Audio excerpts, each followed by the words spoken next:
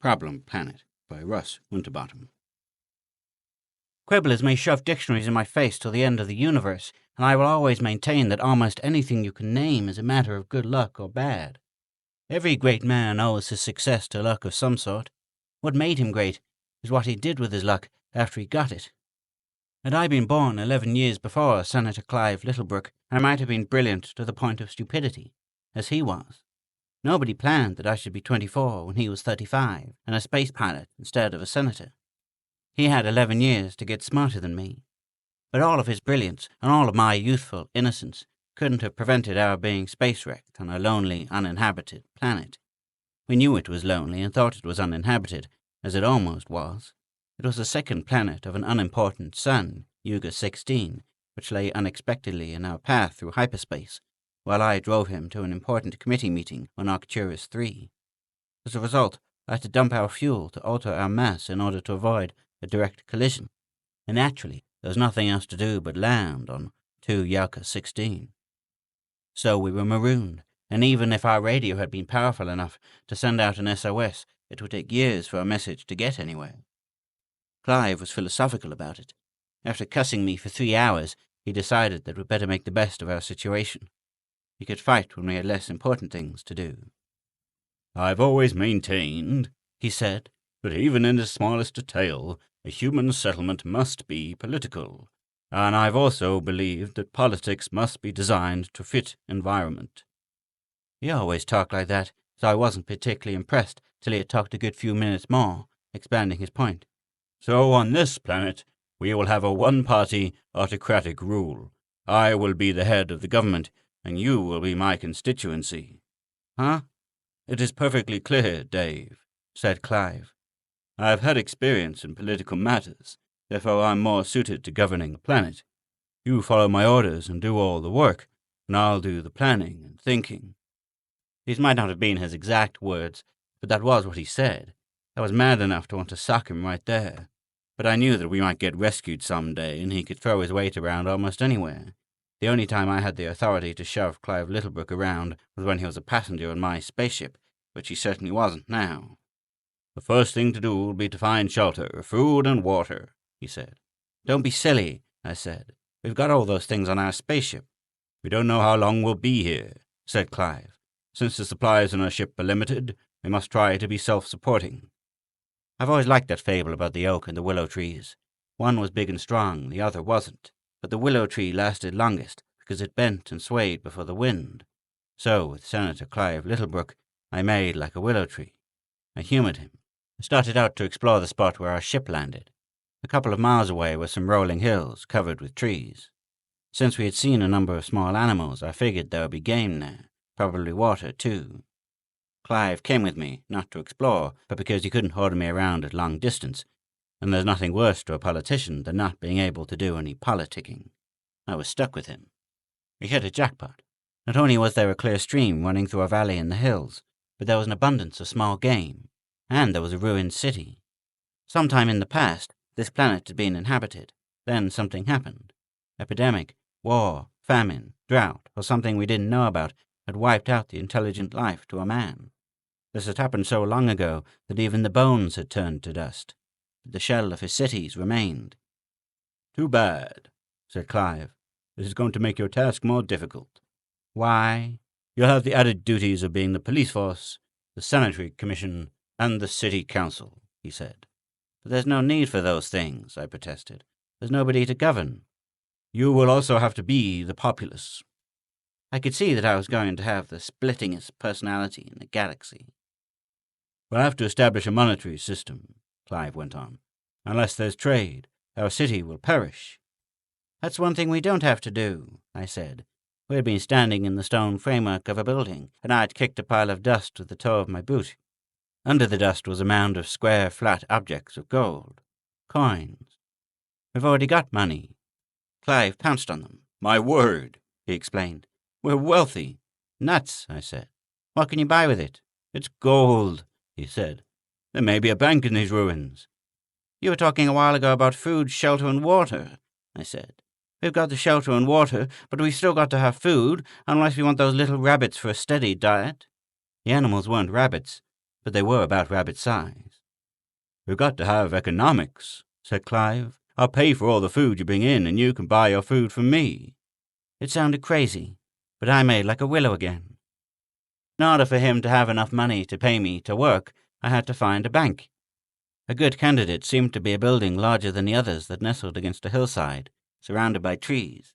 It had a facade supported by fluted columns, and it was in pretty good shape, since the hill probably sheltered it from a lot of the weather that had taken such a toll from the other buildings. With Clive at my heels, I went inside. It was light, since the roof had rotted away. It was a temple, with a hollow, square sacrificial altar in the center of a large hall, and it was better than a bank. Scattered everywhere were gold coins, such as we had already found. In addition, there were bars of blackened silver, glass jugs filled with precious stones, solid gold candlesticks, ornaments and jewelry. You will be well paid, my subject, said Clive. People of every planet in the universe will envy the people of this planet. What's the name of our planet, by the way? I asked. The answer came in a different voice. Up to now, it's been lonesome. I had my hands full of coins, but as I heard the voice, they slipped out of my fingers and fell to the stone floor with a clanking sound. I wheeled around, and in the red sunlight that streamed through the broken roof, I saw a human figure. A woman. At first I thought she was smiling, and then I saw that her lips were grim and tense. What made her look more formidable than anything was what she held in her hand. A large-size, old-fashioned .38 on a .45 frame. She wasn't the ghost of a vanished race. She was real, from the top of her wavy black hair to the crude handmade sandals on her feet. Her eyes were soft and brown, but they glinted like the flash of polished steel. Her figure was well-proportioned and graceful in its curves, but there was no mistaking hardened muscles. Her clothing, which included shorts and a sack-like blouse, seemed to have been woven from grass fibers and animal skins. I got tired of trying to watch the gun and her curves at the same time, so I forgot about the gun, since she wasn't pulling the trigger. Yes, she said, it used to be lonesome, but now it looks like we'll have to call it the Problem Planet. Good heavens, said Dave. A 50% increase in population. Let's not talk about increasing the population just yet, said the girl. Let's get acquainted. She smiled, and it made her look lots nicer than when she was grim. She spoke to me. Drop your pistol holster on the floor, and then frisk your friend. I'd been so used to acting like a willow that it was no trouble at all to obey. Besides, I figured it was only custom that made a king outrank a queen. On a new planet, a little change might work wonders. My name's Rosemary, she said when I had finished. This is my planet, and you're trespassing. Fiddlesticks, said Clive. This is not your planet. I'll admit you might have squatters' rights on a limited portion of it, but you can't possibly claim it all. Here's my deed, she said, waving the gun. Who are you? He's Senator Clive Littlebrook, I explained. I'm Dave Campton, a space pilot. I'm also the Supreme Court on this planet, said Clive, and I'm handing down a decision right now. Your claim to the whole planet is invalid. While Rosemary looked as if she wanted to pull the trigger, he turned to me. You're the clerk of the court, so write down my decision, State versus Rosemary.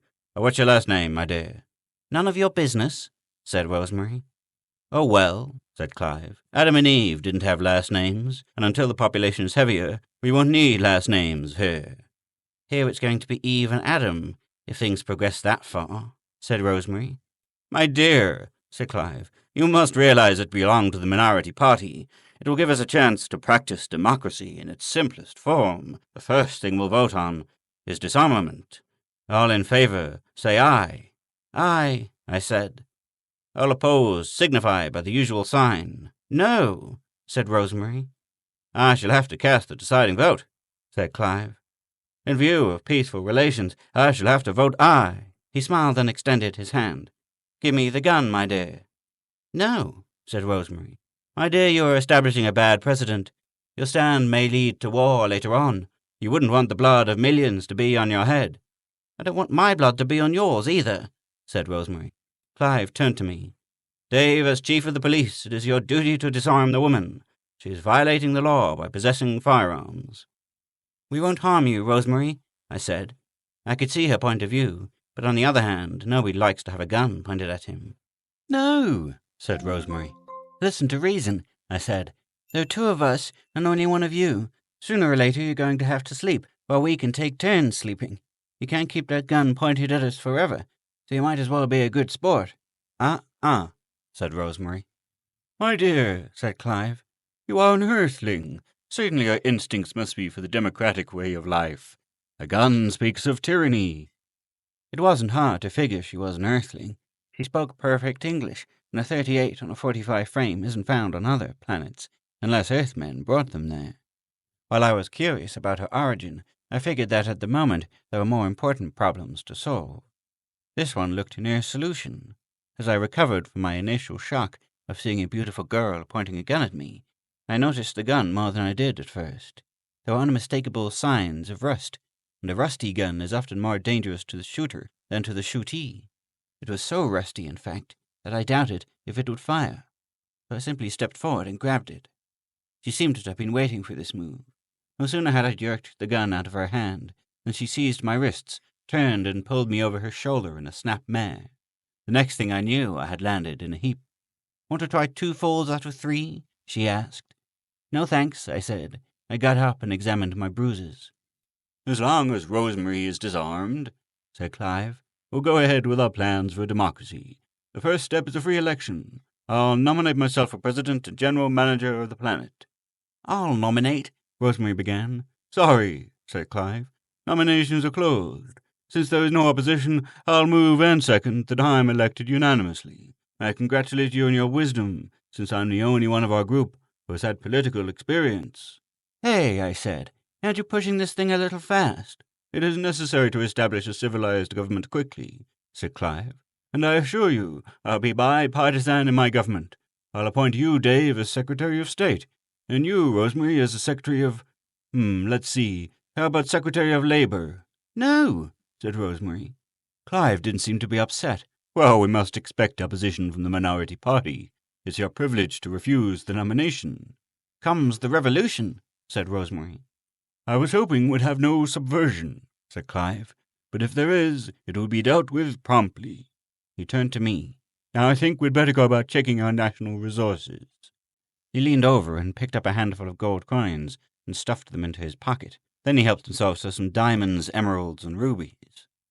Rosemary turned on her heel and walked toward the door. When she reached it, she turned a moment.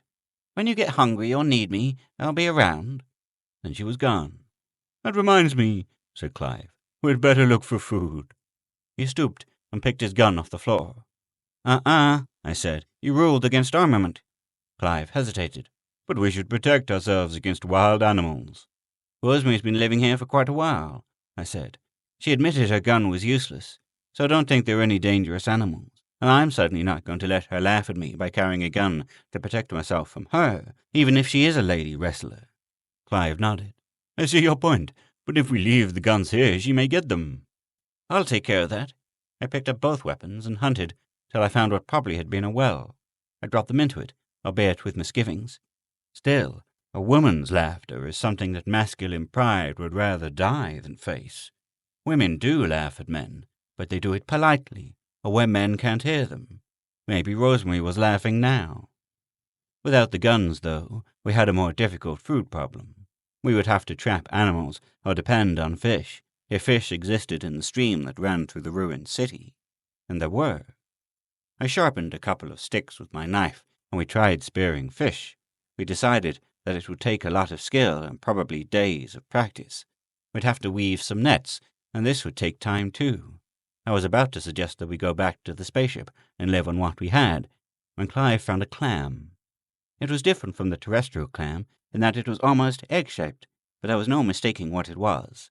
Presently Clive had dug up quite a pile of them from the stream, and I had a little fire glowing under some stones. On top of the stones I piled wet moss to steam the clams. I was just about ready to have a clam bake when Clive started to groan. "What's the matter?" I asked. "I ate a clam," he said. "Raw! It's poisoning me." Presently he was lying on the ground, writhing. I was trying to stick my fingers down his throat when Rosemary appeared. "He won't die," she said, "but I won't advise eating those clams. Nearly all the fish are poisonous. He'll be all right in a few minutes." "What are we going to eat?" I asked. Not that we're starving, but the supply of food on our spaceship won't last forever.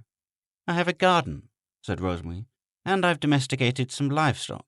My dear, said Clive between groans, I appoint you Secretary of Agriculture.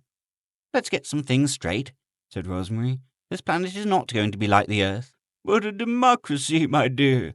Okay, it's a democracy. I'm not opposed to freedom of government, but there are a lot of things outside government that need changing. Back on Earth, man is the dominant sex. On this planet, women will be. But there are 2 men, only 1 woman, Clive said. He was breathing a little easier now, and I judged he was recovering. All the more reason why women should be dominant, said Rosemary.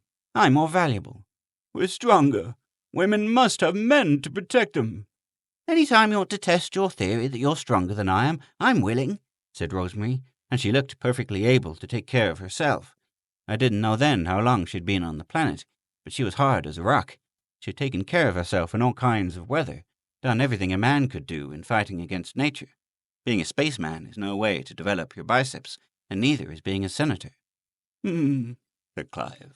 Perhaps there should be more equality between the sexes. But most of the things that women misinterpret are not discrimination, but adoration. I don't care what it was, said Rosemary, and I didn't say anything about equality. Starting tomorrow, you boys will do what I tell you to. But I'm the president, Clive protested. And I'm the boss, said Rosemary. We fixed up some of the better-preserved buildings into houses. We made tools out of sticks, stones, gold, and silver. We trapped animals and domesticated them, and we planted gardens and wove clothing out of grass and fur.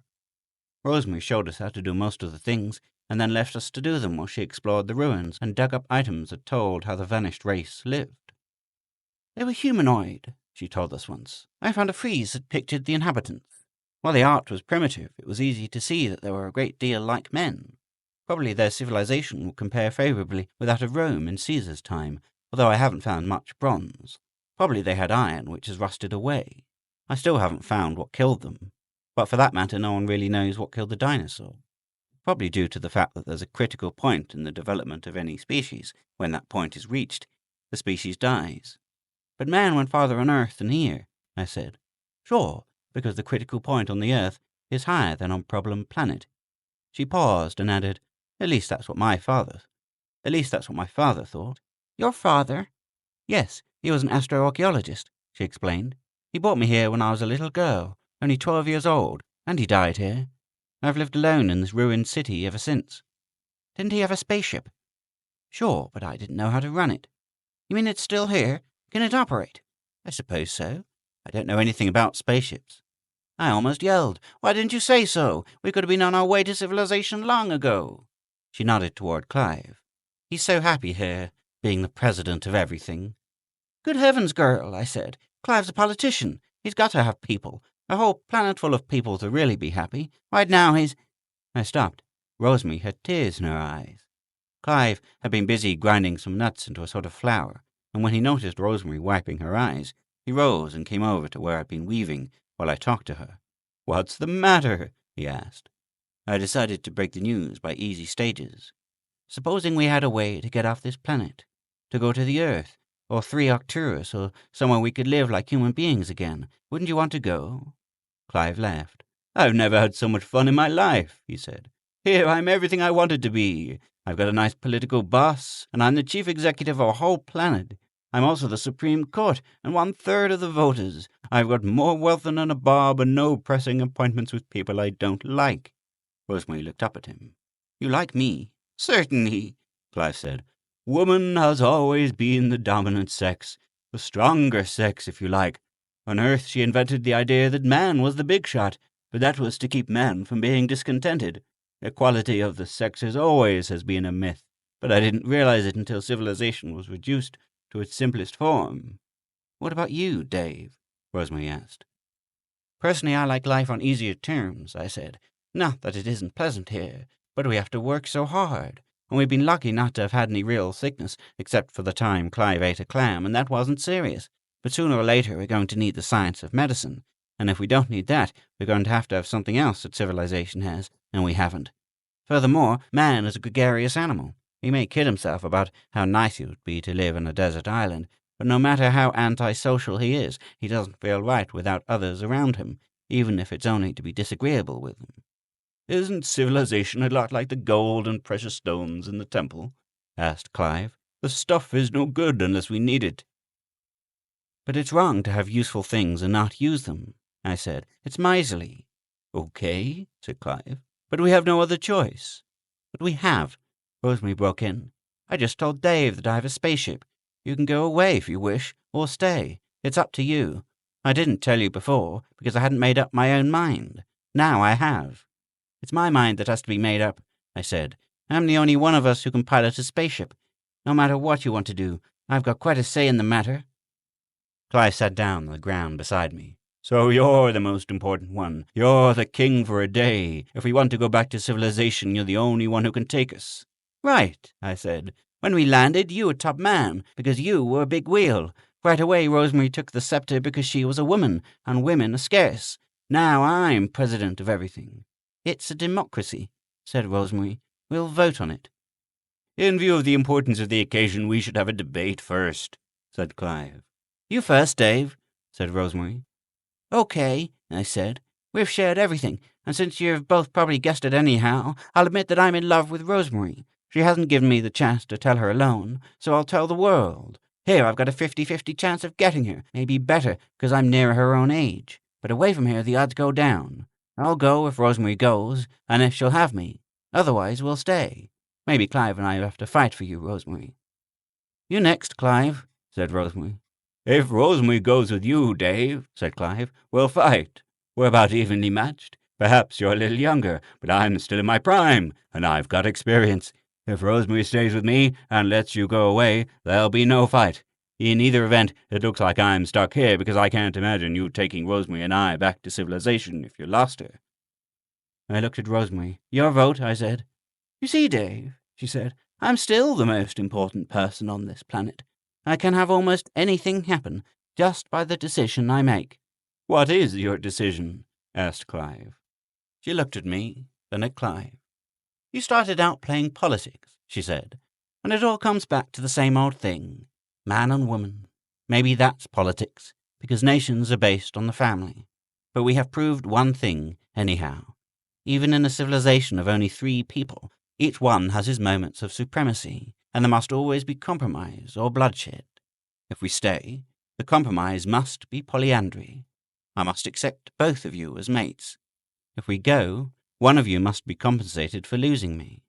Supposing one takes all the gold we can carry away, the other takes me." "If Clive will take the gold," I said. "If Dave will take the gold," said Clive. "See," she smiled, "gold isn't the most important thing in the world. I'm much more valuable than all the gold you can ever use." "There must be other women in the galaxy that Dave can console himself with," Clive said. "That gold would certainly help him find her." "I was just about to suggest the same thing pertaining to you," I said. "But as far as I'm concerned, Rosemary is my choice. She doesn't care whether I'm wealthy or not." "There must be a solution to this problem," Clive said. "There is," said Rosemary. Clive rose to his feet, and I did too. Rosemary didn't seem to expect this, and she was late getting up. "In politics," said Clive, "it is known as the coup d'etat." He swung, and I swung. Then we both swung, while Rosemary screamed. Suddenly everything got black. When I woke up, I thought I had underestimated Clive, but I saw him sleeping peacefully, and I also observed he had a lump on his head, like I had. Rosemary was sitting on a chunk of marble, watching us, holding a small stout club in her hand. "As soon as you feel strong enough," she said, "you can start loading gold onto my spaceship. It's over in the next valley. We're all going back to civilization. The wars there are more impersonal."